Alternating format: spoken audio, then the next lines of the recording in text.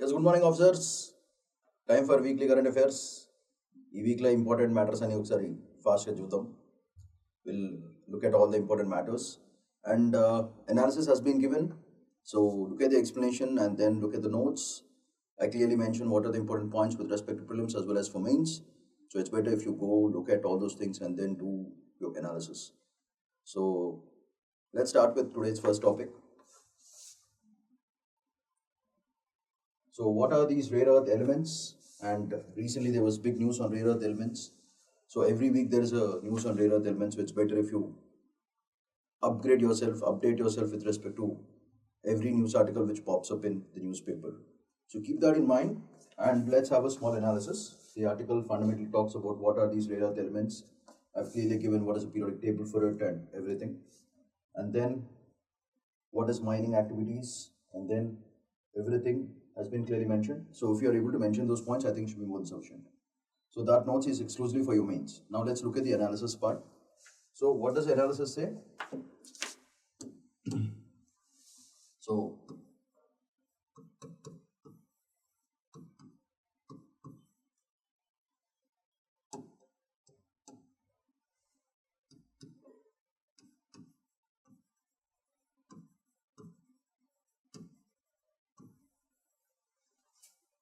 So all of you know what rare earths are already, because a lot of articles on this. So you have to understand that in this there are basically 17 elements, of which 15 of them belong to the lanthanide community. Lanthanides in the periodic table.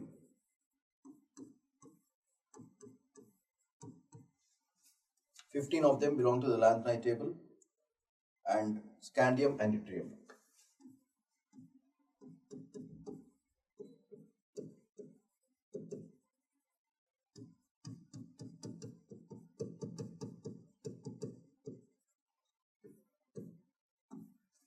So 15 of them belong to the lanthanide tables. So lanthanide block elements. So what is the problem with this is, it's not that the rarity is not about availability. So this rare part is not about availability.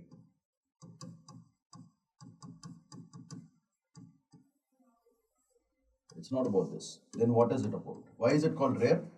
Is because the problem is mining them is very difficult. So mining and processing them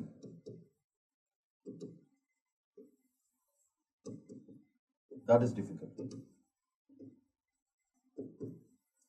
Therefore they are called rare. The rarity is not because of availability, but it is fundamentally because of the extraction process. The extraction process is very, very difficult. So what do these rare earth elements have? These rare earths fundamentally have electrical, magnet and optical properties which are useful for business.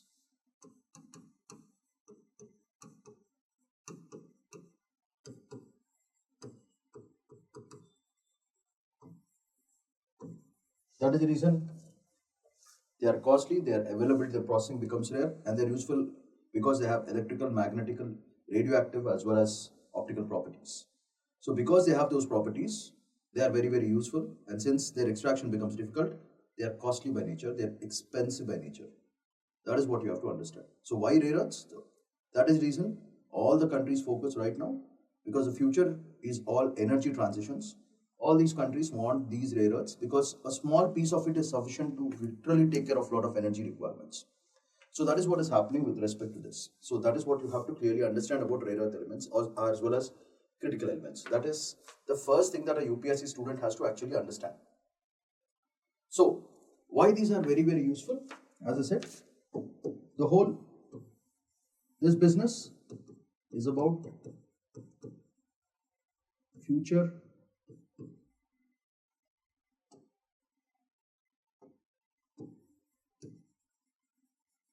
energy plus technology, and that too green by nature. So if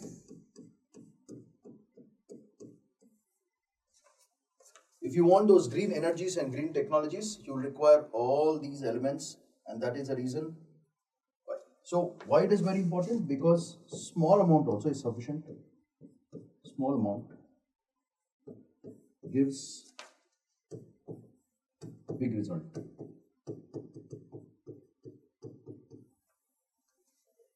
When something small is giving big result, it automatically becomes highly profitable.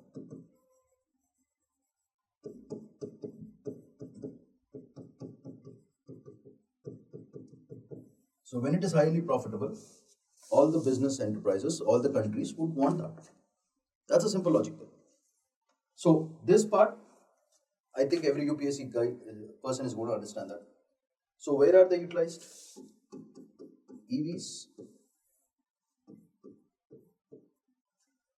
Because the future is all electric vehicles, EVs are used. They are used in wind turbines. They are used in solar panels. Okay, properties. They can be used as catalysts. They can be used in LEDs. All these things are going to come out of those things. Therefore, they become very, very important. So these minerals can be termed as dual use minerals. You can use it not just for one purpose, but for two purposes, both for energy creation as well as technological creations, and for regular basic activities also. Therefore, they become very important. So this is why, since it's very, very profitable, see, end of the day, it's all about profit and business. That is what you have to understand. Everything is strictly business in international community. So if you have to understand that, this is the game that they're going to play. There's a why part. So when there is such a why, there is also going to be some challenges which this rare earth problems has. Challenges. The first biggest problem, that challenge that everyone faces, is extraction is a big problem. Extraction. That is one biggest problem that rare earths have. Next, why? Because most of them are available as low-grade ores. And these extraction processes are very complex by nature. When it becomes complex, it becomes costly. So that is the whole point. So it becomes costly. Use of heavy water to cool it down. Heavy water requirement is very much. Then chemical use is also very high. So these are all the problems, that challenges to extract all these things. Now, apart from that, if you look at thorium and uranium, these are all radioactive by nature. So it is dangerous. So it is fundamentally costly or expensive plus dangerous. So that is a big challenge that these rare earth elements face. So if you look at this is all the challenges, but the real challenge in business comes from China. If you look at China, it owns 91%, processing 94% is done, owning and processing. Therefore, the supply chain network of China is very high. So what should India do? India should first start owning rare earth and critical mineral corridors. Example, Ukraine and African countries. Second, upgrade itself with the required processing technology. And you have to do a lot of skill development. And you have to work on investments. Because it's an expensive affair. But the return is also very good. So this is what we have to learn from China. That China has already done futuristically, so India should also do the same thing. So that is the expertise with respect to rare earths. So whatever notes is there, it's clearly mentioned. What are rare earths? Rare and available, rare and concentrated. So this is the lanthanide. So they can be used as permanent magnets, neodymium, iron, boron. This combination is very, very important because these are used in EV motors, wind turbines and generators because permanent magnets are very much utilized. So like that, if you look at electronic defense, they are used in smartphones, lasers, radars, missiles and satellites. If you look at green transition, solar panels, wind energy systems. So they occur in low concentrations mixed with other minerals, therefore processing becomes very difficult. Verification, chemical cracking, solvent extraction and fractional distillation are the big problems. Energy intensive and polluting, presence of thorium and uranium, sometimes along with the mining part, it's radioactive, therefore it becomes dangerous. 91% is owned by China, 94% is used for magnetic production. Early investment, control over midstream processing is what is happening with respect to China. So China will control the market, it controls the politics. That's the major problem. So end of the video, you have mains as well as prelims questions. Please try to answer them. Right. Next, India-Iran relations. So let's look at. So you know that Iran and India have been historically very good friends for a long time. So here the notes part is very important because you already know India-Iran relations historically very, very important. So why this is very important? Look at this. Persian legacy, energy security, way forward, leadership, geopolitical content. So if you look at this, they are rooted in deep civilizational links reflected with shared linguistic, cultural and mythological traditions between India and Iran. So from the Avesta and Rigveda. So this is very important for your friends. And you know that Persian influence on Indian literature is very high and vice versa. So literature wise it becomes very important, Persian influence on Indian literature. So apart from that, we have taken a lot of things in terms of administration and cultural as well as diplomatic goodwill is also there between India and Iran, and that we already know. But why Iran is just important for us? What is that special feature that Iran has? Apart from the nuclear part, what does Iran have? Oil and all that. Supply chain network is very important. And access to Middle East countries. These are major crux of the story. So keeping that in mind, if you understand, for the contemporary period, India-Iran ties are driven by strategic compulsions because global power shifts are happening and there is a lot of multipolarity, so we don't know whom to support it. That is where we are stuck with India and Iran relations. But Iran occupies a very crucial position in West Asia. That's the concentrated part. Once Iran gets its own strategic autonomy, we'll have our own strategic autonomy with Iran, and that will give access to bigger markets, especially in the Middle East. And slowly, since they're already forming the council, okay, the Middle East Council, it's very good for us for IMEC also, okay, the Middle East Corridor. So keeping that in mind, India should play a very balanced game with Iran in spite of the Western nonsense that they do with respect to Iran and other countries. So keeping that in mind, the words that you have to mention in your mains is strategic autonomy. That's the word that you have to mention. And diversified partnerships beyond the traditional alliances. So this part is very, very useful for your mains. And why Iran is very much important? Because hydrocarbons. Whole game of Iran and India is about hydrocarbons. What is useful for India is hydrocarbons. So Iran has a lot of it. Therefore, the key point is hydrocarbon reserves. And for why hydrocarbons are required? Energy security. So this part is very, very important for mains. So these are the points that you have to fundamentally mention between India and Iran. So the article fundamentally spoke about why Iran, in spite of so much, we are still bothered about Iran, is because historical, cultural, administrational, access to IMECs and hydrocarbon technologies. So that is what the whole game is about. So India and Iran, this is what you have to clearly understand. So that's the game. So apart from that, you know, Chabahar port, this link, we have invested a lot of money into Iran. So therefore, another points are Chabahar port and INSTC, that is International North-South Transport Corridor, and that will give us access to, because of this, it is going to give access to Afghanistan, Central Asia, Russia and Europe, bypassing Pakistan, and that is very important for us. So whatever transport vulnerabilities are there, that will reduce a lot. Once we get this highlighted. So apart from that, both have a lot of intelligence sharing network, especially for terrorism. So terrorism, another topic. So intelligence as well as security cooperation with India and Iran. But problem is, where is the real problem? Sanctions. We have problem with sanctions on Iran. Rivals of Iran will become rivals to us. So we have to do a little bit of diplomatic prudence with respect to India, with respect to Iran. Iran can become a very good trade as well as strategic, geopolitical and geographically very, very important for us, because India has already put a lot of investments into Iran right from times immemorial.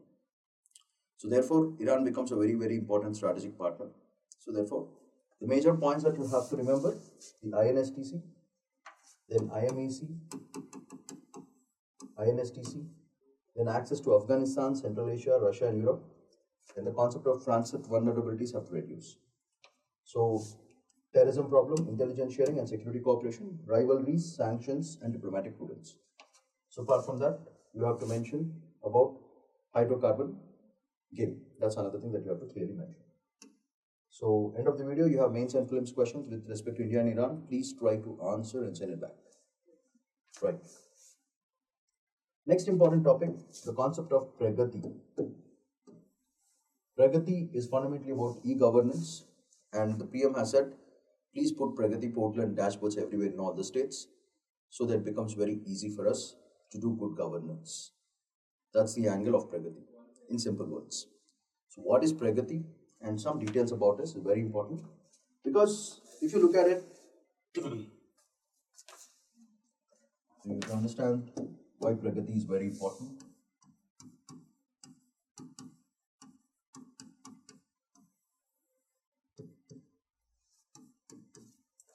So what is Pragati fundamentally? Proactive governance,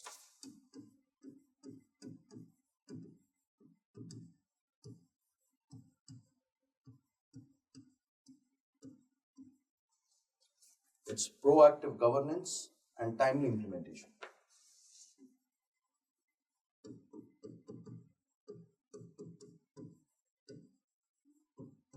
You know that India, especially our policies, have always been very good on paper.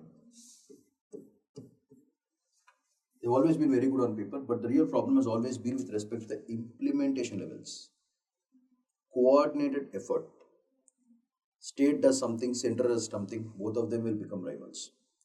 But proper data, proper channels, proper supply network, if it is there among the states and the centers, then implementation becomes easier, governance becomes easier, because everything is data centered. So Pragati platform is going to be very, very important, because it is chaired by the PM himself.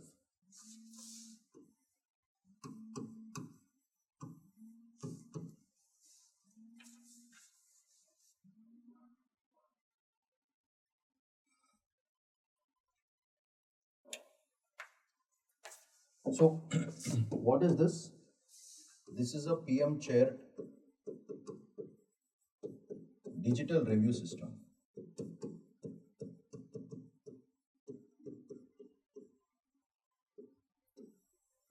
In this, who are present? Center, states, and administrative officers. All these together are coming under the Pragati portal. So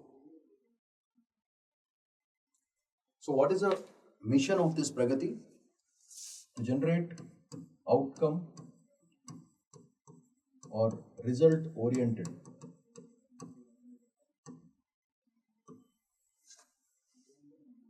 missions. Rather than just paper, we are talking about getting the outcomes. So outcomes are very important, therefore this is very useful. So why do we require this? Basically, we have problems in traditional science. If you observe traditionally, if you look at traditional methods, we have department silos plus weak enforcement and no cooperation. So all these things have led to non-result programs. All of them have only been on paper, but they have never brought out good results. So that is because of lack of togetherness, solidarity is not there. Administration, we don't know who's doing what. No questions asked. Money comes in, goes off, we don't know where the money is going. So all the problems were with respect to traditional methods. So this method is going to give what? So Pragati is going to give us what? Because the issue is, this Pragati portal is, it's data driven. That's the first advantage. Second advantage, real-time data coordination is going to be there with center, state as well as administrative things. It's going to give us all the negatives which are there in the traditional forms. It will all become positive. That's amazing. And this gives higher accountability and fast implementation. Once it is fast implemented, from non-result, you become outcome achieved result. Because under the control guidance of PM, therefore, there is a fear that PM will ask. There is a fear that the center is going to ask the state. There is a fear for center that states will ask. And there is a fear that officials are going to ask the states as well as the center. So it becomes a three-tier equal system where each one can ask because everything is right in front of them. The data is ready. So questions can be asked. When questions are asked, everyone wants to save their seat. So they'll make sure that the results are achieved. That's the game for Pragati. And since it's chaired by the PM, it becomes very, very important for your prelims as well as for your mains. So keeping that perspective, that is what is going to happen with respect to this Pragati. Now they want this Pragati to be implemented in all the states. So whatever bottlenecks can be cleared and whatever poor data quality, low level of implementations, all the traditional problems that we had, some challenges are there because data getting is a big problem. But with technology available, I don't think data is a problem anymore. Acquiring the data, protecting the data becomes very important. For that, technology should be used. And Pragati should be one of those most used platforms by center, state, wellness officials. If that happens, then what happens is you get result-oriented outcomes, which are very, very useful. So for this is what the explanation of Pragati is. So you can expect a prelims question, or you can mention them in your mains question, mains answers. So Pragati governance. So this is how everything is seen like this. So here you have your center minister, state governments, district, real-time data, siloed departments, weak monitoring mechanism which are there that will be removed. Accountability, policy execution becomes very, very efficient. So PM called for data strategy units in Chief Minister's office, departmental data, monitoring flagships. Predictive governance becomes very, very easy, not reactive but predictive. So predictive governance, these are the words that you have to use in your mains. Digital executive capacity will increase a lot. So it's another that you have to mention in your mains. Because of which cooperative federalism increases, mains. Monitoring mechanisms upgrade, center-state coordination. Chief Secretary's role is going to increase and ad hoc reviews will be sudden. So they're always on a fear that I don't know when the PM is going to ask, so it's better if you have the data ready and the results ready. So that responsible fear is what gets created in Pragati. That's the advantage of Pragati systems. So, end of the video, you have mains as well as prelims questions. Please try to answer them. Right. Next, RBI's rupees policy. You know the rupee depreciated, but RBI said it's okay. Let it take the cushion, let it take the shock. But should it be repeated is the whole analysis of this beautiful article. So let's have a quick glance at the concepts which are very important.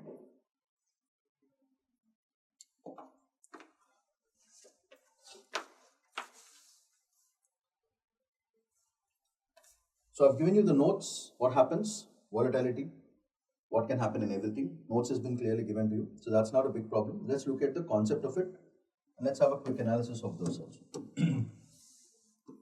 First, we are talking about rupee policy and RBI. So what is it about? First, you know that again dollar has bounced back. So I can call it strong US dollar cycles are going on in the world market. So that is the current situation. Again, US is picking up its strength. And another thing is, there's a lot of volatile capital flows which are going on in the market. That's another current situation that we have to definitely respect. Then you already have a lot of geopolitical and financial shocks going on in the market. That's the biggest problem. That's the current situation of the world economy right now. So, what India is doing for it because of this situation? It's concentrating on something called MFR. It's called Managed Floating Regime. So this is an important concept that you have to know. What you have to understand is,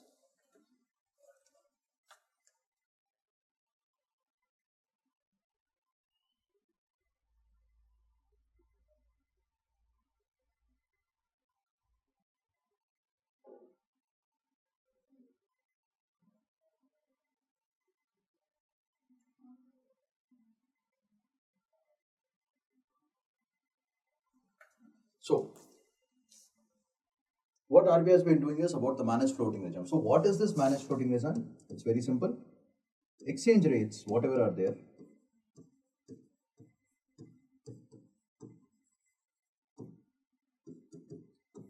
are under the control of the markets.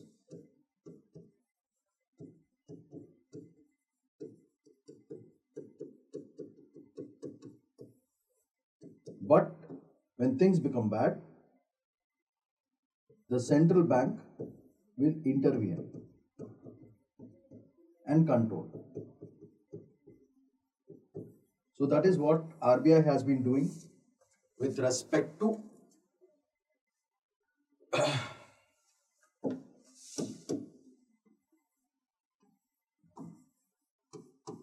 for prelims. It is very, very important. So exchange rates are controlled by the markets, but sometimes the big guy is going to involve. That's what happens. Now, what happened with respect to rupee, you already know. So,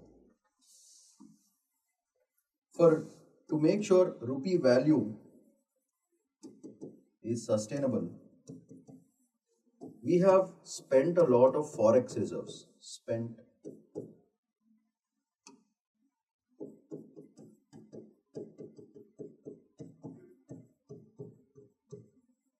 So our reserves went down to maintain this value.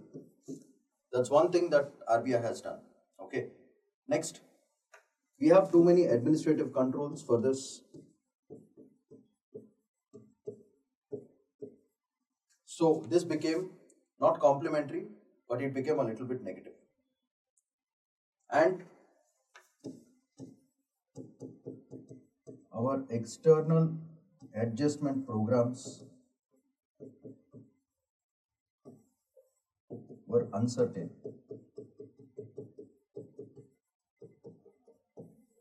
Therefore, we were very worried about rupee depreciation.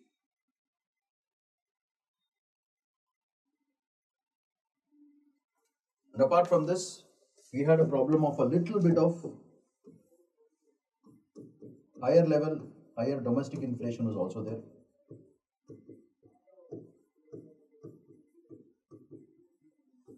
This also added to the burden. This also added to the burden of exchange rates. So finally, what did RBI say? Let it go. Instead of spending our forex reserves, you let the rupee fall, let it get depreciated, but it will act like a shock absorber which is there in the market.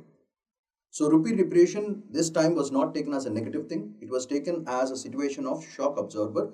If you observe, it almost went to 92 rupees and within a span of 15-20 minutes, it again came back to 89 rupees. And now it's somewhere around 90.13 or something like that.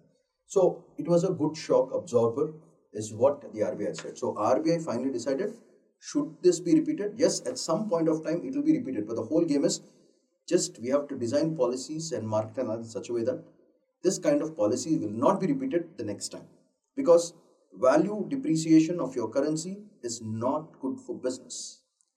You have to buy costly products. Your value of rupee is no more. You are in a stage where you are trying to create your own currency, and dollar value ka image, everyone wants to reduce it. Every block is trying to create its own currency because it's no more a single polar world. It's a multipolar world. So when there is a multipolarity, your currency value should not depreciate. Superpower comes not just with arms and weapons, but with your currency also. So currency depreciation not accepted. Next time policy should be much better so that this kind of economic shockers should be very, very rare. That's the game.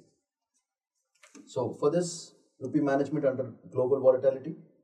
So strong US dollar cycles, excessive focus on defending nominal exchange, heavy use of forex reserves, administrative control, loss of competitiveness for rupee.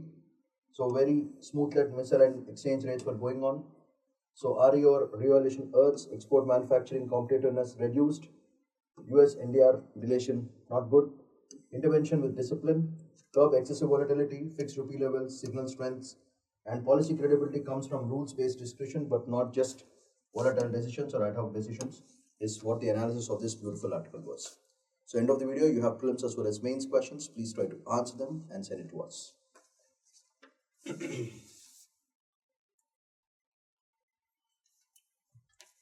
Next, India plans 2,000 crore in MSME technology. So here, what's important? The notes is important. You know what MSMEs are? So let's have a quick glance at what is the notes and what is important within the notes, what is useful for our prelims, what is useful for our mains. If you know that, I think it should be more than sufficient with respect to this article. So India has 7.3 crore MSMEs, 45% of exports, 30% of GDP. So this is very important point for your mains. Sector, what are the problems faced by the sectors? Very important for your mains. Low productivity, outdated technology, limited export competitiveness. These points you have to mention in your mains. Zarur. So this is issues with sector. So this point you have to mention in your mains. So therefore, to improve the MSME capacity, 2,000 crore technology upgradation scheme has been announced by the union budget. I think I'll put it in. Green zone, 2,000 crore technology upgradation, because we are talking about outdated technology, and that is going to be involved in our 26-27 budget, which is a very good sign. So you know that in spite of so many crore MSME sectors, the issue is only less than 50 crore incentive. That's the problem. That means it's 20% capital subsidy is being given for technology adoption. So that's not a good sign. Now, what do we require in this? We are looking forward for energy efficient machinery, number one. Then modern manufacturing equipment, number two. And integrate with digital production process. This is number three. These points are very, very useful for your mains, what we are looking at. And if you are able to do that, it automatically increases our operational efficiency. That means more productivity, product quality increases, cost competitiveness increases, and supports our industry 4.0 transition from small firms to big firms. So this is the future. Therefore, very important for your mains. So, if this is happening, what happens? Higher exports. So, this leads to what? Higher productivity, leads to better export quality standards. So, this is good for your business and good for incomes also. For both of them, they become very, very useful. And lower energy and input costs helps MSMEs integrate into the global value chains and control China plus one supply diversification. It will be a big test. So this is geopolitics, geo-economic politics. So China plus one, that supply chain, if it has to be broken, then our MSMEs have to enter that market and take the product and let the market have Indian products into that supply chain network. And that is countering China. And if you are able to do that, it automatically increases our Make in India program and Atmanirbhar program. Both of them will be a good success. So this is the chain of events that you have to mention when you're talking about 2000 crore investments into MSMEs. Because the future is all MSMEs, no one is interested in the big companies. Everyone is, and you have 3/4 of demographic dividend waiting for jobs, waiting for requirement. I think this is the best time that India should start utilizing MSMEs as the growth engines. So that's the game. Therefore, this 2000 crore upgradation is very, very important for us. That's what you have to understand. So end of the video, you have mains and prelims questions. Please try to answer them and send it to us. Right, next. Kaundinya.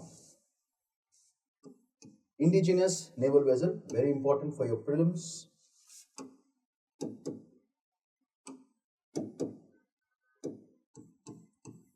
Very important for your mains. So putting 5 stars, you're bound to get a question on Kaundinya. The beauty about this is this Kaundinya board, it's nailless. There are no iron nails. It's been stitched based on the old design structures of the ancient India, which was mentioned in the Vedas. So that is the reason why this article becomes very, very important. So if you look at the notes of it, Kaundinya, stitched sailing vessel. That's the whole point. Very important for your prelims. It made its first voyage. Maiden, first. Therefore, very, very important for prelims. Next, route Porbandar to Muscat, Oman. Flagged off by Krishna Swaminathan, Vice Admiral. Now, presence of Isa Saleh Shabani, he is Oman's ambassador. And the best part, most important part, stitched shipbuilding, no iron nails. Therefore, this becomes a very, very important fact. How this shows that our ancient technology was so superior that then, without using nails, they were able to build a ship. That's the best part. So, therefore, this becomes very, very important. That's the speciality of this article. So, whenever there is a chance that which of these following are non-nailed, no-nail ship, so that kind of question can come. Therefore, it's very important. Now, reflects ancient expertise in indigenous shipbuilding mechanisms. That's one point you can mention in our mains. Ocean navigation voyage retraces ancient maritime trade routes. Maritime trade route, but ancient by nature. So, Western Indian coast to Oman as well as the Gulf region. So, that's the whole point. And why this is very important is because Gujarat and Oman ties date back centuries, because we have done exports with respect to spices and textiles, and cultural exchange. All these factors are very, very important for your mains. And community gatherings historically acted as the gateway to Gulf as well as East Africa. So this is the market point. And it is also very, very useful for our Sagar project. So sustainable development for everyone, growth in areas, that's the region we are looking at. So this expedition reinforces, strengthens people-to-people ties, maritime history, and soft power projection. That's another point that you have to mention in your mains. India's broader IOR outreach, Sagar cultural pillar of India's neighborhood as well as extended neighborhood policy. So for all these things are direct useful for your mains. So the scope of prelims question for this is only about the nails and the stitches. So that's very important. They might ask you trade route, but I don't think it's going to come. So Coundinya is very important for the maiden thing. So it's the first time, therefore there's a heavy chance of a prelims question coming from this particular topic. So end of the video, you have that prelims questions. Please try to answer them. Very important topic. Unilateral talaq system को ban करने के लिए Supreme Court has taken, this is a gender justice system and it works a little bit towards our uniform civil code also. So here some important items that you have to know. The first thing, that this case, there was a case which had become a little bit popular, that is the most important, that is Benazir Hina.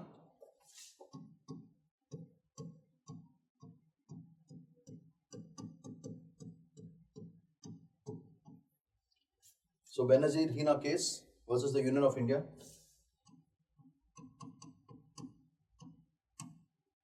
So this whole thing is basically on talaq system. So this is fundamentally on personal law versus constitutional law. So is therefore very important for your prelims, mains, very, very important. So in this, what are the major things that you have to fundamentally know for your prelims, know for your, this one is very important. So this case was basically examining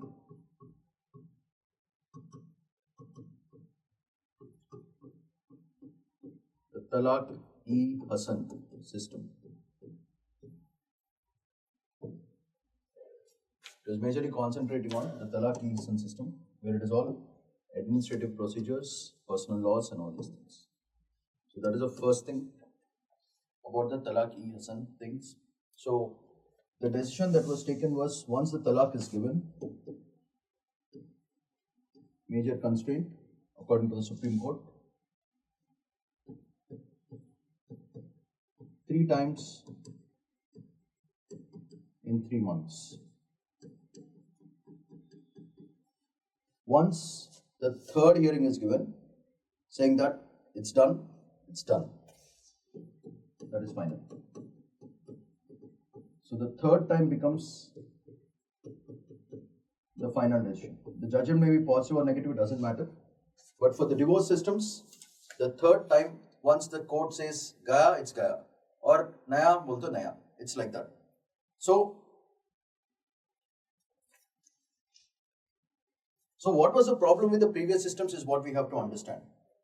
Because the previous systems, you remember triple talaq systems, where both wife and husband, both were given the opportunity to say talaq, talaq, talaq, which was of course removed because too many amount of divorces and there's no legitimacy for it. That is one angle. But this one is under the guidance of the Supreme Court itself. Therefore, there is legitimacy for a particular divorce that can happen between the Muslim community. So the issue is about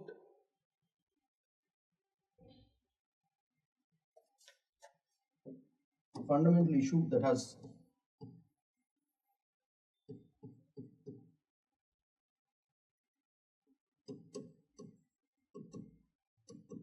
no judicial scrutiny was there before in these systems, and it was unilateral divorce.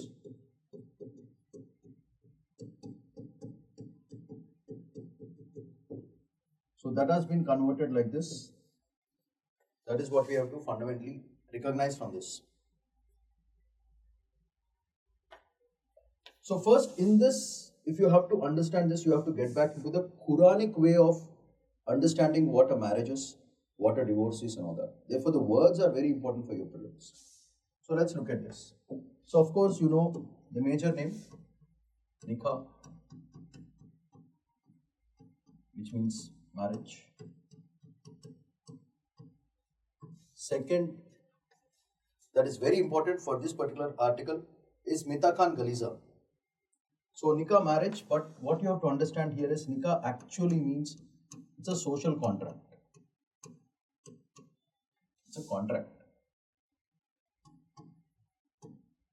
So the next important thing is Solomon.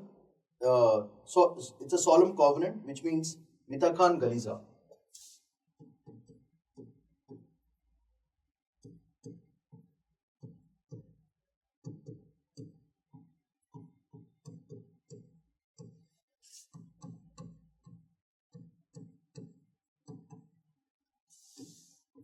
That's the second most important thing that you have to know. Then, in this process, according to the Quranic things, the talaq system, from the Quranic perspective, if you observe, it was based on equality and mutual consent. So there was no gender parity there, actually, according to the Quran text. It should have been based on equality and mutual consent. So that was the whole perception of Quran. But over the period of time, it became a one-sided thing which has happened where men took over. So that is the point. So if you look at this from the Quranic perspective,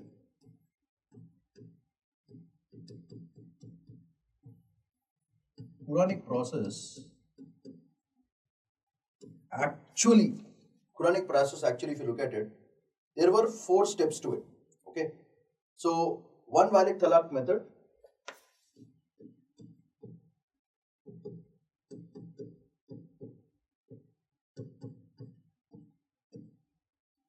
First was personal reconciliation. They both have to sit and talk together. That's the first thing that was described. So, that is what was private reconciliation was the first step towards it. That is number 1 step. Second step that the Quranic process said was, then you can involve your families.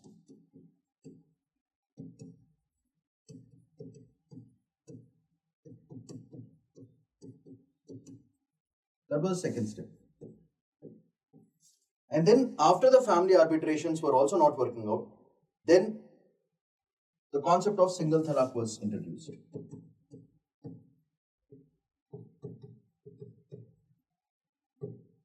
And the most important thing was idda. Idda is nothing but, you all know, it is waiting period. So no decision could have been taken in the idda, that is the waiting period. That is what you have to clearly understand. So during the idda period, multiple talaqs not possible according to the Quranic verses. You cannot do multiple talaqs during the waiting period. So basically idda is nothing but it's a reconciliation window period to set back things. This is according to the Quranic process. So this is what the Quranic process said. Private reconciliation, wife and husband sitting together, then families coming together, then one of them saying a talaq, then comes the idda period, waiting period, for the other to respond. So during the idda period, you cannot do multiple talaqs according to the Quranic valid process. So here, the concept of both equality and mutual consent was there according to the actual Quranic process. But after this, they developed, once the patriarchal societies have started, men-dominated societies have started, things have changed, they amended it. So there were other systems which were in place, and you have to know the importance of those places. So in this,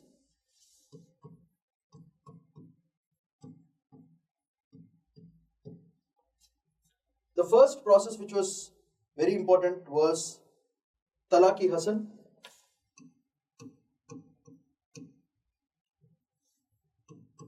Second one, Talaq-e-Hasan was the first one. Second one,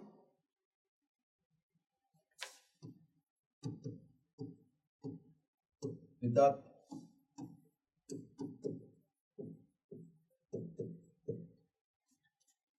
and talaki tafkeez.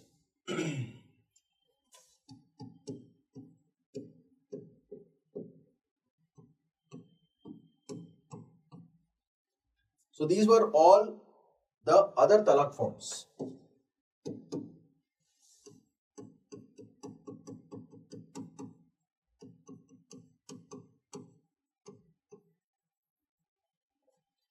So that is what a student has to know. So this is a scope for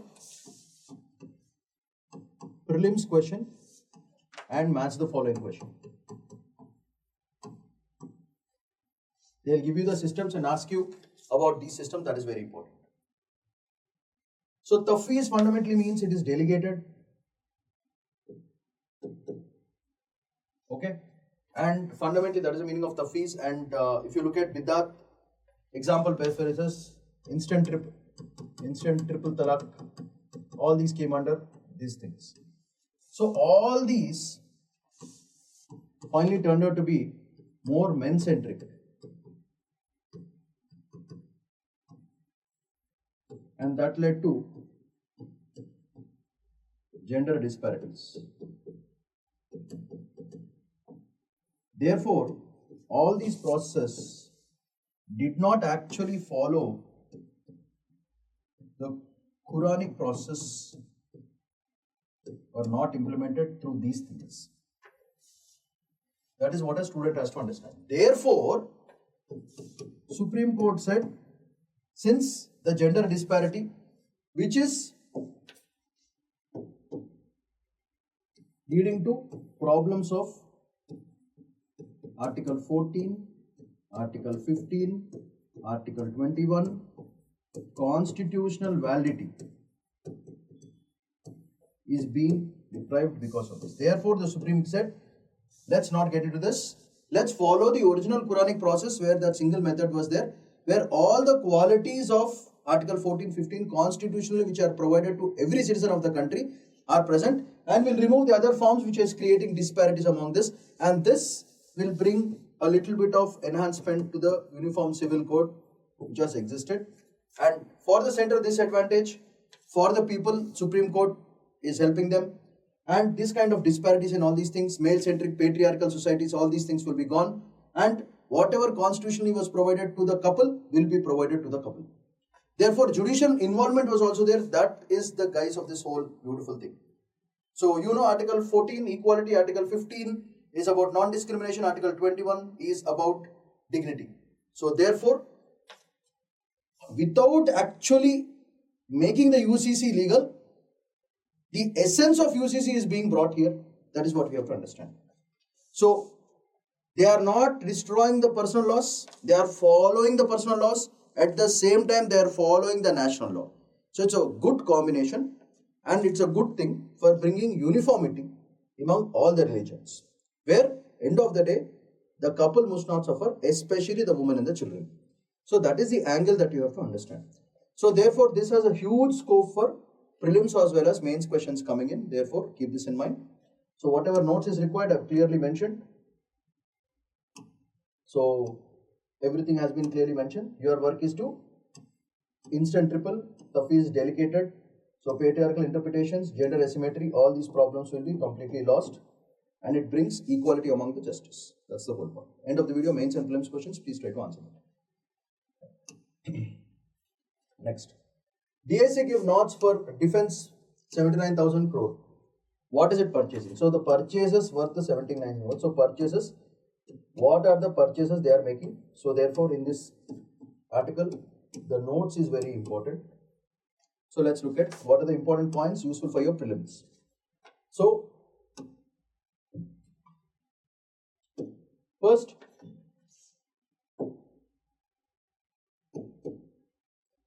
Defense Acquisition Council chaired by the Raksha Mantri Rajnath Singh approved 79,000 crore. Okay, very good.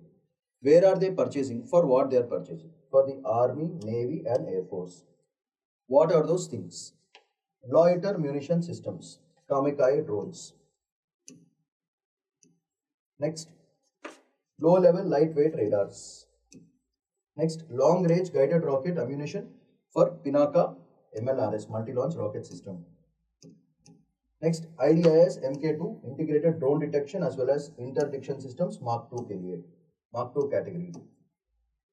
Next, BP tugs, bollard pull tugs for harbor operations. HFSDR high frequency software defined radio for manpack systems. Leasing of HALE RPS high altitude long endurance remotely piloted aircraft systems. Automatic takeoff and landing record systems. For Air Force, Astra MK air-to-air missile full mission simulators. SPICE 1000 smart precise impact cost-effective guidance kits. Cost-effective pilot training. Long-range precision strike capability is there for those things. So these are the areas where they have invested this 70,000 crores because it's very, very important for our Army, Navy as well as this security. So you will get maximum 1 prelims questions from this. So scope is only 1 prelims question max.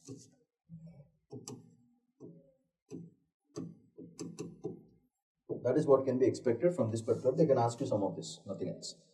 Or maybe they'll ask you a match the following and say which is it useful for Navy, Air Force or this one. A centralized command system is being brought for 76,000 crores. That's it. Right. This is a very interesting topic. China's Arctic. It's alarming for the US. Now the problem is China is doing a lot of research into the Arctic Circle, and you know from Alaska you can get back to US very easily. That's a shortcut route which uses. So the issue is China getting into the Arctic Circle is a plan of the bigger game for BRI, trade corridors and exploration for critical minerals and rare earths. That's the game. So if Chinese are able to get to the US in a shorter way, it's a problem for the security of US. That is a storyline. That is what you have to understand. So in this, what are the major things that you have to know about this? Not exclusively with respect to India. You have to understand how the situation can be utilized useful for India. That is what you have to understand here. So if you look at this, research submarines travel thousands of feet beneath the Arctic Circle. So beneath Arctic ice for the first time. Therefore, it becomes very, very important for films like this. So what they are using icebreakers for research vessels and military-linked expeditions operated near Alaska's Arctic waters. So that's a dangerous point. So instead of scientific purposes, they are building operational military. So that becomes geopolitical by nature. That's the game. So why is it doing it? Of course, they are doing it for new shipping routes, especially for the northern sea routes. And what is that in there? What is present there? Hydrocarbons. Just like how we are tracking with Oman, with Iran, these guys want hydrocarbons. Most important, rare earths and minerals. So this exploration is going on for these three things which are very, very important. So what does Arctic offer? Arctic Circle, US. Short missile is sufficient for it. So this gives shorter missile and submarine transit paths to the northern part of America. So American market is lost, which America does not want. So control of Arctic sea lanes will lead to geostrategic leverage for China.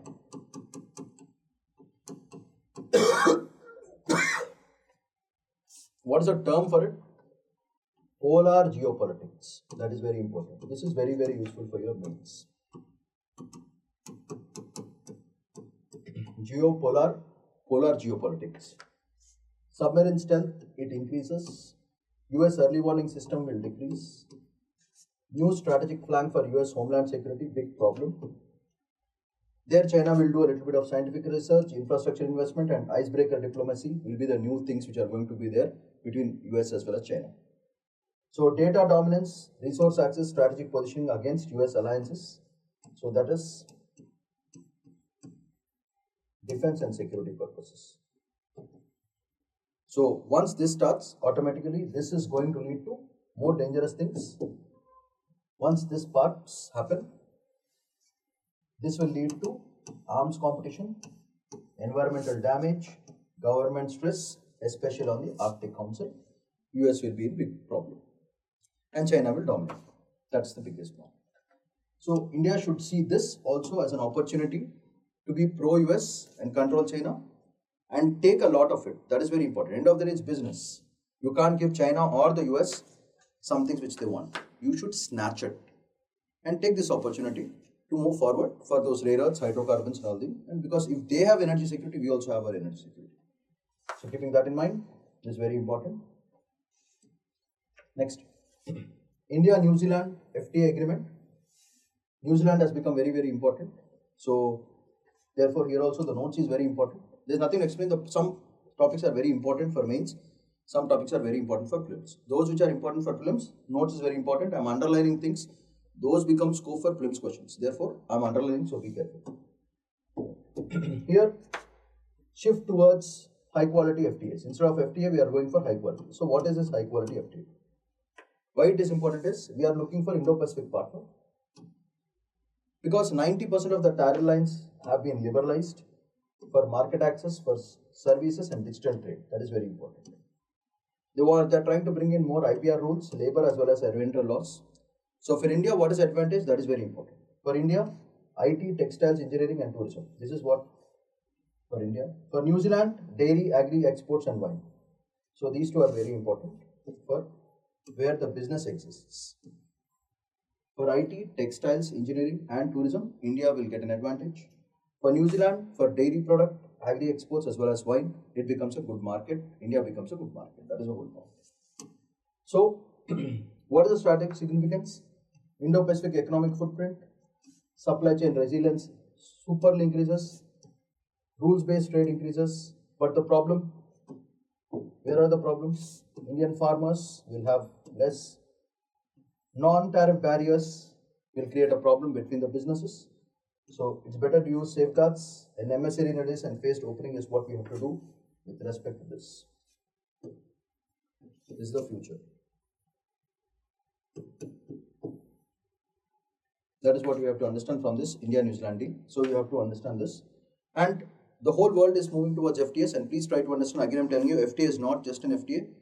These are ways in which you diversify your portfolio and create new trade routes. These FTAs are all being signed for route purposes. Increase your supply chain network. And just like how US did recently, if it is trying to increase the tariffs, you always have multiple partner systems if you have to gain control. So that is the angle that India is looking at. So all these FTAs are actually not bringing good business, but it is creating trade routes and supply chain networks and diversification of our markets, so that we are not dependent only on one customer, we are dependent on multi-customers. So even if one customer fails, you have another customer. Similarly, multiple markets, even if one market fails, there are other multiple markets. Similarly, in routes, if one route fails, for example, recently, you have seen that Mexico has put automobile stress. It said you have to sign an FTA. So this is pushing India, forcing India to sign an FTA, which we are not ready. Let go screw yourself, you find another market. So that should be the way that India should move forward. That's the game that you have to understand. Right. So moving on. Yes. Microbe might spark. Very important.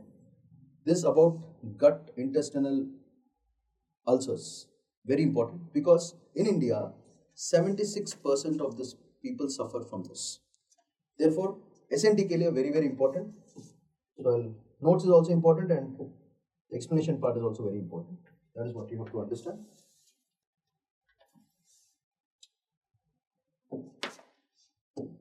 The topic is about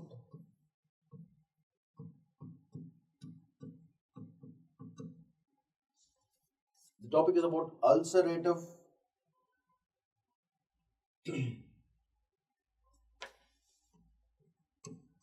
colitis. It's related to gut ulcers. 76% of Indian population has this problem. So here the most important thing for your prelims is about what causes this cause. There's something called Aeromonas bacteria. It's caused by a bacteria. So this is very useful for your prelims. So Aeromonas bacteria, that is very important. So what happens because of this? This bacteria starts feeding on the gut line. So gut line immunity, which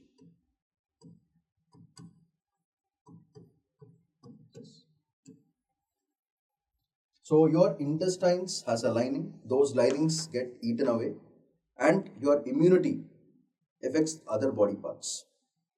So it creates ulcerative things, therefore therapy is required. So that is also another thing. So in this, our scope for UPSC is it created by a bacteria or virus?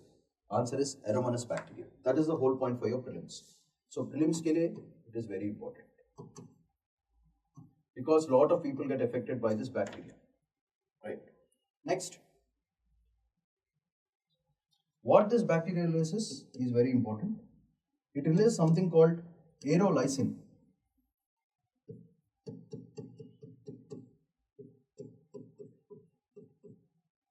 And this is a toxic material, like a poison kind of thing.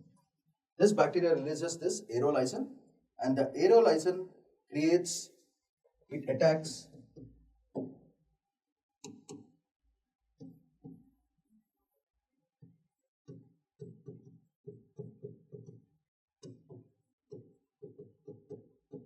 macrophages.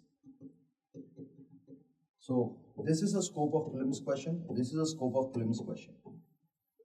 Where it affects, very important. So everything is very, very important for your prelims with respect to this particular topic. So aerolysin, which is a toxic material which just kills and directly affects the intestinal macrophages, and there the immunity becomes a big problem.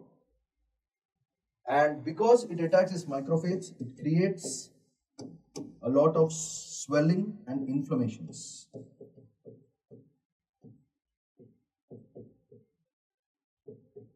That is what happens. So your intestines bulge, and that is a problem for this.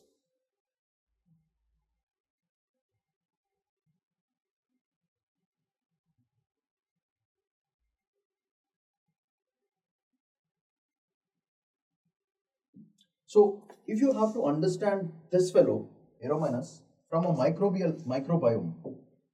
So if you have to understand this from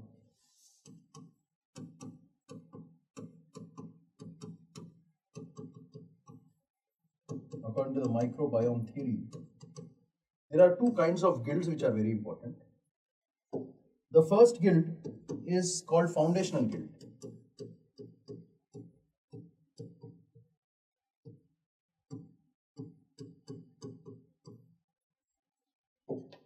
And the second one, which is dangerous, it's called pathobiont.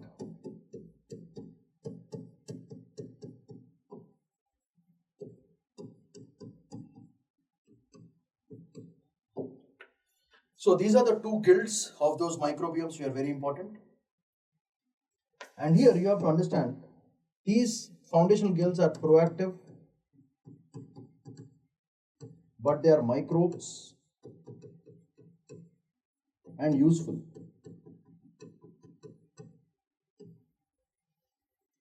But this pathobiont, the word pathobiont, clearly shows that these are nothing but the harmful microbes.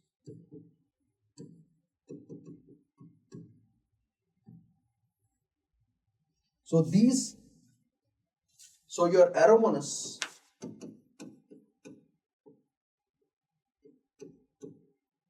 bacteria comes under the pathogenic guild. That is what you have to understand.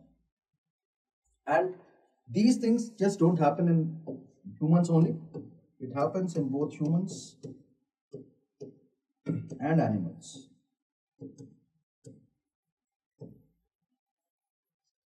It happens in both humans as well as animals. That is what you have to understand.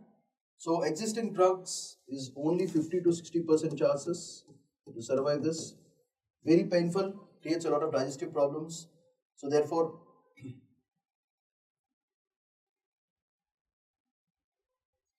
So this comes under inflammatory bowel diseases, IBDs.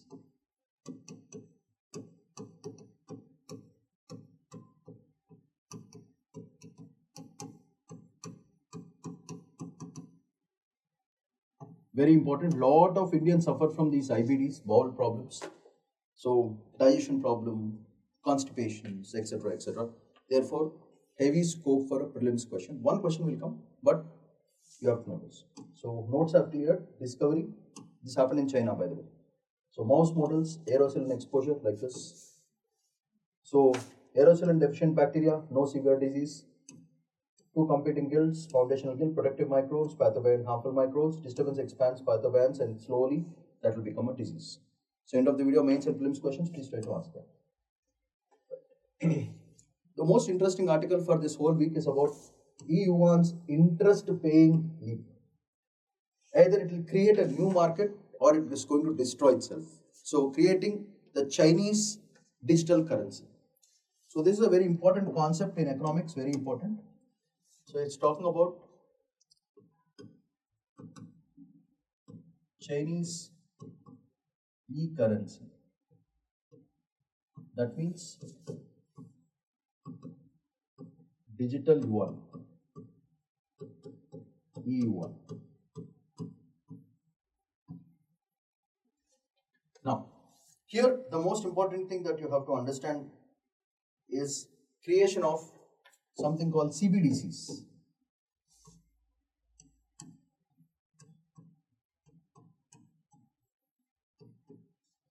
So CBDC fundamentally means digital bank, central bank digital currency.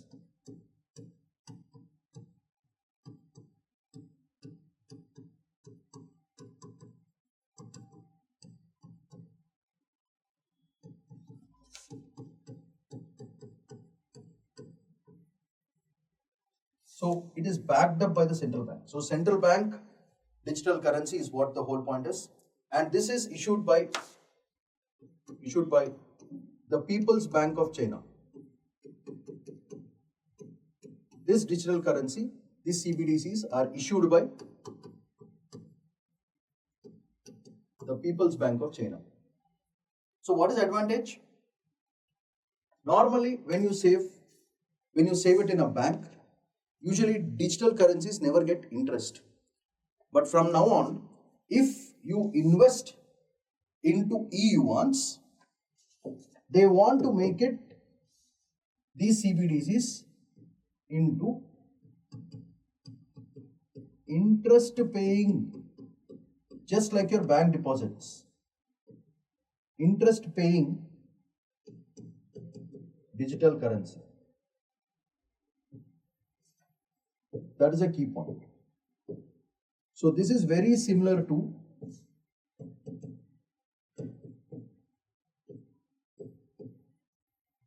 your bank deposits.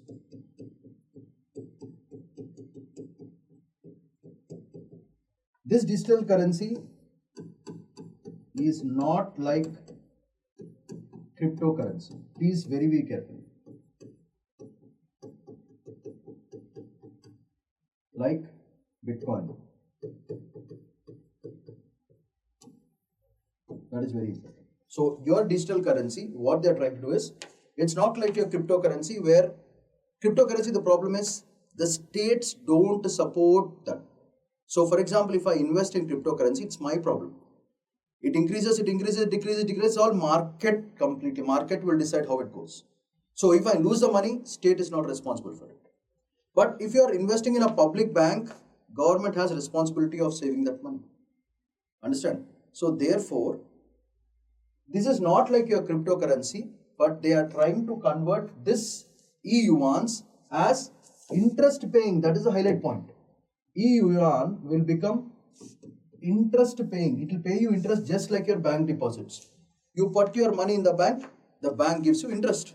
Similarly, you invest into this e-yuan wallets, the wallets are going to give you interest. That is a game. And this is funded by the People's Bank of China. That is a highlight point. So, what they want to do this? You know that in China, the domestic demand has reduced a lot. That means consumption patterns have reduced a lot. That means spending has reduced a lot. So since spending has reduced a lot, they want to create the culture of spending. Spending should increase. When spending increases, domestic demand increases. Once your domestic demand increases, economic growth increases, economy becomes more better. So that is the angle that you have to understand why China is doing this. So more spending, more because it's easy to spend right now, and this advantages banks' reliance will decrease and shadow banking also will reduce.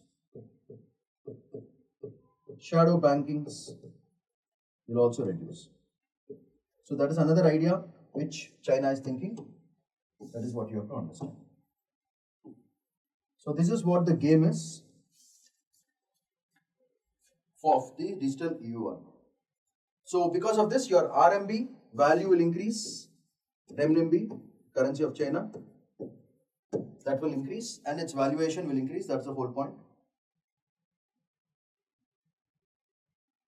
So if this clicks, what is going to happen? If this clicks, then what happens is bank deposits will shift towards e-yuan wallets, which are interest bearing. So they'll increase interest. So because of this, what happens? Fiscal currency will reduce, digital currency increases.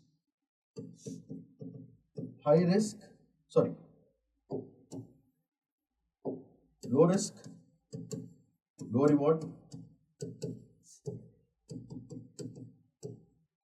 This is high risk and high reward. So here, I don't say it is high risk, it is medium risk, high reward. So that's the game that yuan will try to prove it. So because of which, what happens? Now, if this clicks, what happens is China is going to create a new trend where other people will start buying e-yuans as a foreign exchange material. And I think, in my opinion, India should also, with respect to RBI curriculum, India should also venture into the e-rupee market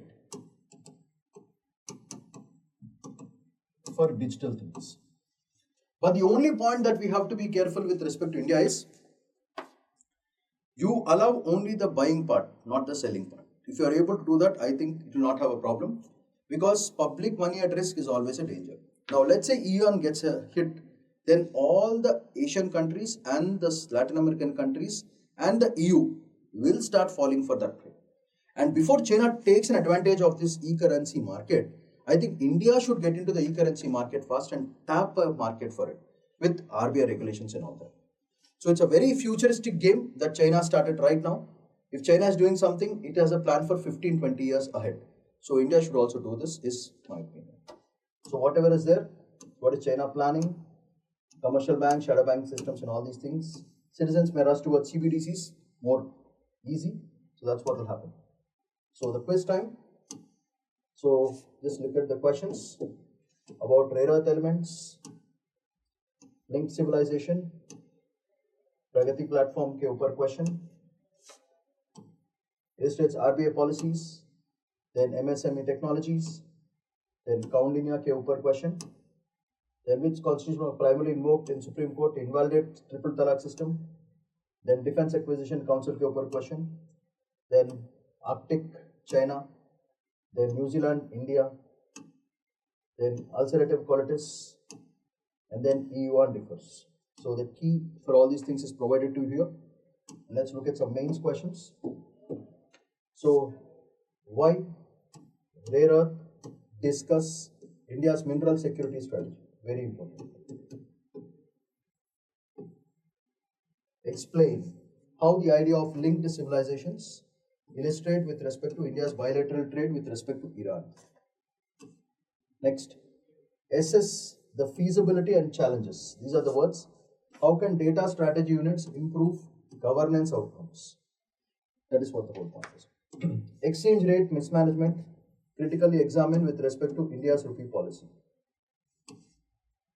Discuss how technology upgradation in MSMEs can address low productivity and diversification. Words you have to concentrate.